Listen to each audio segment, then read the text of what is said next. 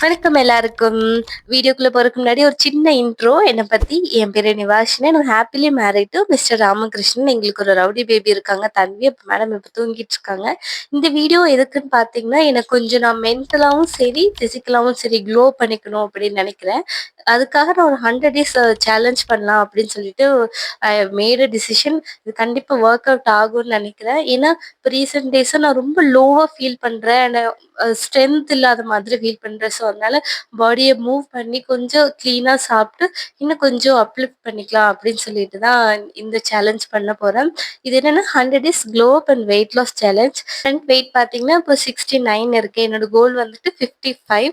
So 100 டேஸ்ல ஒரு 15 பக்கம் கம்மி பண்ணணும் அப்படின்னு நினைச்சிருக்கேன். பார்க்கல நான் எவ்வளோ கம்மி பண்றேன்னு சொல்லிட்டு. இந்த வெயிட் லாஸ்ல 5 ரூல்ஸ் எனக்கு நானே செட் பண்ணியிருக்கேன். ஃபர்ஸ்ட் 2 வந்துட்டு டயட் ரிலேட்டடா முக்கியமா ஒரு 70% வந்துட்டு டயட் தான் வந்துட்டு மெயினான ரூல். அதுக்கப்புறம் 30% வந்துட்டு எக்ஸசைஸ். நம்ம எவ்வளோ தூரம் கலரி டெஃபிஷியன்ட்ல இருக்கோமோ அவ்வளோ தூரம் சீக்கிரமா வெயிட் லாஸ் ஆகும், ஹெல்தியா வெயிட் லாஸ் ஆகும். அதுக்குன்னு சாப்பிடாம இருக்கிறது கிடையாது. ஹெல்தியா கலரி கம்மியா வந்துட்டு சாப்பிடணும், நிறைய சாப்பிடணும். ஸோ அதுதான் ரூல்ஸ் என்னன்னு பார்த்தீங்கன்னா, ஃபர்ஸ்ட் சுகரி ஃபுட்ஸை சுத்தமா அவாய்ட் பண்ணிடணும். பிஸ்கெட், டீ, காஃபி எல்லாமே அவாய்ட் பண்ணிடணும். ஸோ காஃபி வந்துட்டு பிளாக் காஃபி எடுத்துக்கலாம், சுகர் இல்லாமல். எனக்கு அதை சாப்பிட்டு பழக்கம், ஸோ அதனால நான் அதை எடுத்துக்கலான்னு இருக்கேன். அப்புறம் வெயிட் லாஸ் ட்ரிங்க்ஸுமே கொஞ்சம் ரெடி பண்ணி வச்சிருக்கேன். அது கரண்ட்டாக இப்போ செக்கிங்ல இருக்கு. ஸோ எது வந்துட்டு ஒர்க் அவுட் ஆகுது, எது நம்ம டேஸ்ட்டுக்கு ஓகேவா இருக்கு, லாங் டேர்ம்ல ஃபாலோ பண்ண முடியும் அப்படின்றத வந்துட்டு ஃபர்தர் ஷார்ட்ஸ்ல ஷேர் பண்றேன். அடுத்து வந்துட்டு டீப் ஃப்ரைட் ஃபுட்ஸ் அவாய்ட் பண்ணிடணும். பூரி, உளுந்த வடை எல்லாத்துலயும் பார்த்தீங்கன்னா ஹெல்தின்னு சொல்றாங்க. பட் அதில் டிரான்ஸ் ஃபேட் அதிகமாக இருக்கு. ஸோ ஹிடன் கேலரிஸ் இருக்கு. நம்ம அதுக்கு தெரியாம உளுந்த வடை ஹெல்தி, பருப்பை விட ஹெல்தின்னு சொல்லிட்டு எண்ணெயில பொரிச்சு சாப்பிட்டுட்டு இருக்கோம். ஸோ அந்த மாதிரி ஃபுட்ஸ் எல்லாம் கண்டிப்பா அவாய்ட் பண்ணிருங்க. நெக்ஸ்ட் வந்துட்டு இந்த மாதிரி ஃபாலோ பண்றதுக்கு முக்கியமான ஒன்று என்னன்னா மீல் பிளான். என்ன சாப்பிட போறோம் அப்படிங்கறது நம்ம தெரிஞ்சு அதுக்கப்புறம் தான் சாப்பிடணும். ஸோ ஒரு ப்ரேயராகவே 1 வீக் அட்லீஸ்ட் பிஃபோர் வந்துட்டு மீல் பிளான் போட்டு வச்சுக்கிறது ரொம்ப நல்லது. ஸோ ரெகுலராகவே உங்கள் ரொட்டீனில் மீல் பிளான் அப்படிங்கிறத வச்சுக்கிறது நல்லது.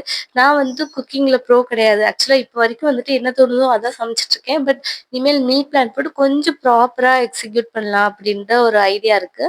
நெக்ஸ்ட் வந்துட்டு கன்சிஸ்டண்ட்டாக இருக்கணும். 100 டேஸ் கண்டிப்பாக கன்சிஸ்டண்ட்டாக இருப்பேன். என் மேலே நம்பிக்கை வச்சு தான் நான் ஸ்டார்ட் பண்ணுறேன். இப்படி இருக்குன்னு பார்க்கலாம். நெக்ஸ்ட் வந்துட்டு எக்ஸசைஸ் தான். ஸோ எக்ஸசைஸ் வந்துட்டு என் ஹஸ்பண்ட் வந்து ஜிம்முக்கு போறாரு. ஸோ அதனால அவர் பேசிக்கான எக்ஸசைஸ் எல்லாம் வந்துட்டு வார்ம் அப் எக்ஸசைஸ், எந்த மசில்ஸ்க்கு எது எது பண்ணணும் அப்படின்னு சொல்லி கொடுத்துருக்காரு. ஸோ அதையும் நான் வந்துட்டு ஷேர் பண்றேன். எனக்கு மெயினா ஒரு விஷயம் பண்ணி ஆகணும்னா அது எக்ஸசைஸ் தான். இதை வந்துட்டு இந்த ஒரு விஷயத்த தான் 100 டேஸ் பண்ணி ஃபர்தரா இருக்கக்கூடிய லைஃப்ல எக்ஸசைஸும் வந்துட்டு ஒரு காமனான ரொட்டீனா வந்துட்டு எடுத்துட்டு போகணும். ஸோ அதுக்காக தான் இது பண்றேன். நான் வந்து லாங் டேர்ம்ல எக்ஸசைஸ் வந்து பண்ணது கிடையாது. ஸோ அப்பப்போ வேணும்னா பண்ணிப்பேன்.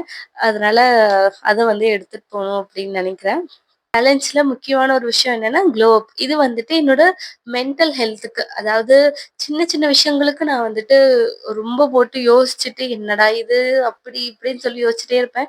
ஏதாவது சொல்லிட்டாங்கன்னா ஏன் இப்படி சொல்லிட்டாங்க, நம்மளை பத்தி அவங்க அப்படி நினைக்கிறாங்களே இப்படி நினைக்கிறாங்களா, அதுவா இதுவா, இப்படி யோசிச்சிருப்பாங்களோ, நம்ம இது பேசியிருந்துருக்கணுமோ இது பேசியிருக்க கூடாதோ அப்படின்னு சொல்லிட்டு ரொம்ப போட்டு ஸ்ட்ரெஸ் பண்ணிக்கிறேன் என்ன நானே. அது வந்துட்டு இருக்கக்கூடாதுன்றதுனால தான் இந்த க்ளோ அப் சேலஞ்ச். வீட்லயே இருக்குமா, ஸோ அதனால வெளியில போய் 4 பேர்கிட்ட பேசினா கூட நம்மளோட மூட் சேஞ்ச் ஆகும். காலையில ஒண்ணு நினைச்சேன்னா ஈவினிங் வரைக்கும் அதையே நினைச்சிட்டு இருப்பேன் நானு.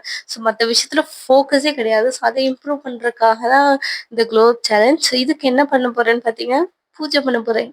ஆமாங்க, பூஜை தான் பண்ண போறேன். இந்த பிரம்ம முகூர்த்தத்துல எந்திரிக்கிறது வந்துட்டு ஒரு ரொம்ப நல்ல விஷயம் அப்படின்னு சொல்லி நான் கேள்விப்பட்டிருக்கேன். ஆக்சுவலா நான் எந்திரிச்சிருக்கேன். காலேஜ் படிக்கிறப்போ நான் வந்துட்டு நைட் எல்லாம் உட்காந்து படிக்க மாட்டேன்.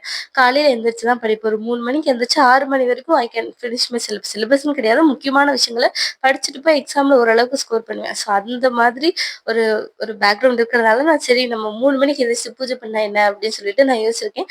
அது எப்படி வந்துட்டு ஒர்க் அவுட் ஆக போகுதுன்னு தெரியல. நான் இது வரைக்கும் 6 மணிக்கு முன்னாடி பூஜை பண்ணதே கிடையாது. பூஜைன்னு கிடையாது. பூஜைனா எனக்கு பொறுத்தளவுக்கு விளக்கேத்தி சாமி கும்பிட்டு சாம்பிராணி போடுறது அவ்வளோதான். வேற எதுவும் பெருசா தெரியாது. ஸோ இதை நான் பண்றேன்னா எப்படி பண்றேன் அப்படிங்கிறதெல்லாம் நான் ஃபர்தரா ஷேர் பண்றேன்.